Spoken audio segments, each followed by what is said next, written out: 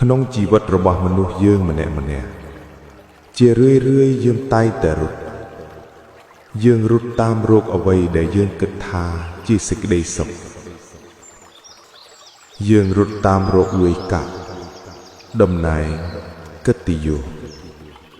ប៉ុន្តែនៅពេលដែលយើងបានវាមកហើយតើហេតុអ្វីបានជាចិត្តរបស់យើងនៅតែហត់នឿយហេតុអ្វីបានជាយើងនៅតែដេកមិនលក់ញាតិញោមដឹងទេសេចក្តីសុខពិតប្រាកដវាមិនមែនជារង្វាន់ដែលយើងទទួលបានបន្ទាប់ពីការខំប្រឹងប្រែងរាប់ឆ្នាំនោះទេប៉ុន្តែវាគឺជាដំណើរផ្លូវដែលយើងកំពុងដើរក្នុងពេលនេះឯងចូលអ្នករៀបចំឥរិយាបថដេកឲ្យមានភាពសមស្រប